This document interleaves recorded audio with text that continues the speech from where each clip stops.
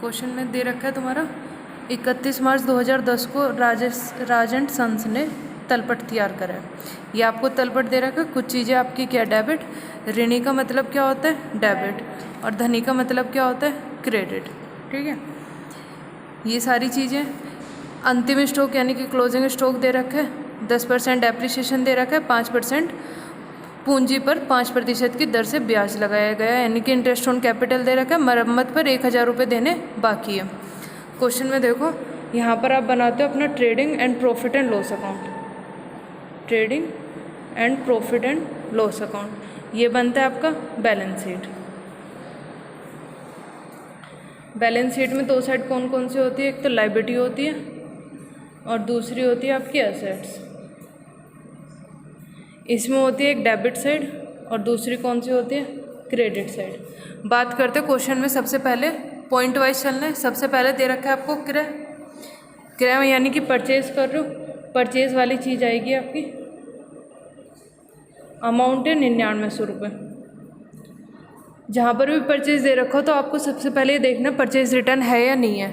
Question में अगर देखो तो कहीं पर भी परचेज रिटर्न नहीं दे रखा, तो 9900 रुपये आप अपनी अमाउंट कहाँ दिखा दोगे, अमाउंट में। अगला वर्ड दे रखा है मजदूरी। क्वेश्चन देख लो सारा ढंग से। ठीक, क्वेश्चन में क्या दे रखा है मजदूरी। मजदूरी आपका रोज का खर्च है। जो भी आपके रोज के खर्चे सारे कहाँ जाएंगे ट्रेडिंग अकाउंट में। हाफ पार्ट जो होता है इसका ट्रेडिंग का बनता है और हाफ किसका बनता है आपका प्रॉफिट एंड लॉस का।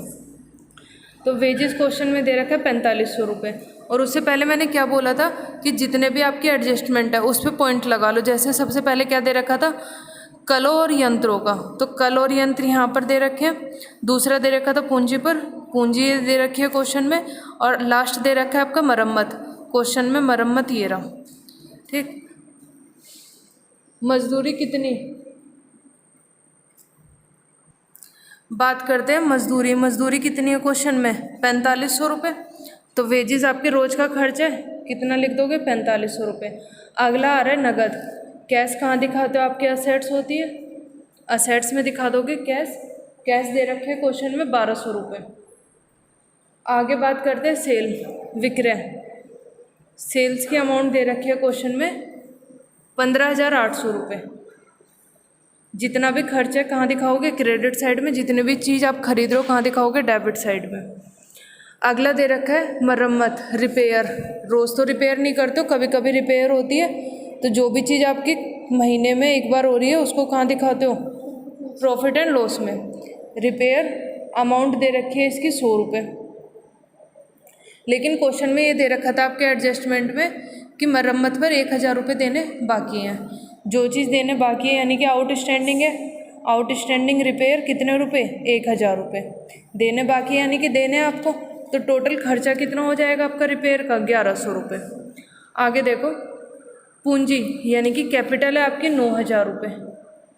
और पूंजी कहाँ दिखाते हैं हम अपने लायबिलिटी साइड में। पूंजी है आपकी 9000।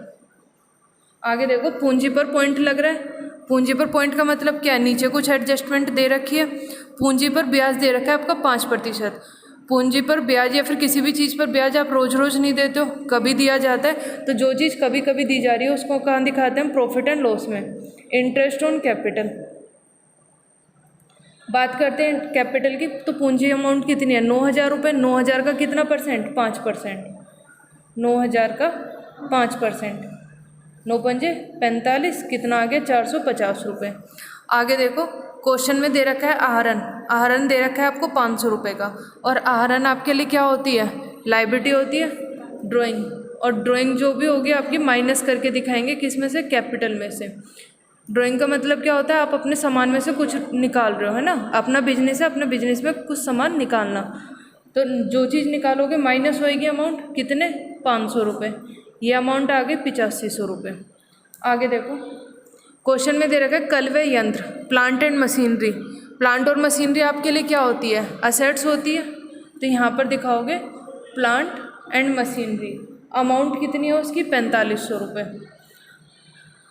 बात करते हैं प्लांट और मशीनरी पर क्या लग रहा है, पॉइंट लग रहा है। पॉइंट का मतलब क्या, नीचे कुछ दे रखा है उस पर कितने % डेप्रिसिएशन है, हायास है उस पर 10%। तो जो भी डेप्रिसिएशन होगा वो क्या हो जाएगा, माइनस हो जाएगा 4500 का 10% हो गया 450, इसमें से इसको माइनस कर दो 0, कितना आ गया 4050। डेप्रिसिएशन आपका कभी कभी होता है, उसको कहाँ दिखाओगे, यहाँ पर भी, यानी कि प्रॉफिट एंड लॉस में depreciation on plant and machinery. और अमाउंट कौन सी दिखानी है, जो डेप्रिसिएशन करके आई है, यानी कि सिर्फ 450 रुपये।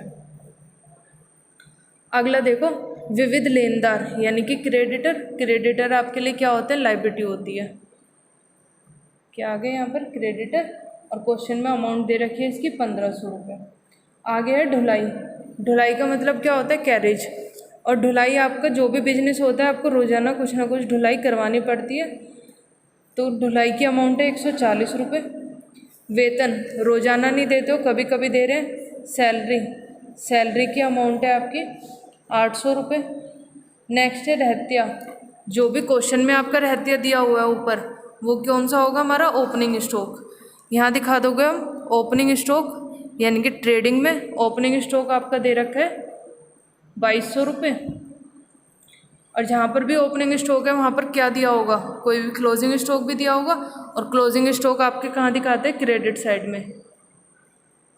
क्लोजिंग स्टॉक, क्लोजिंग स्टॉक की अमाउंट है 1093 रुपये।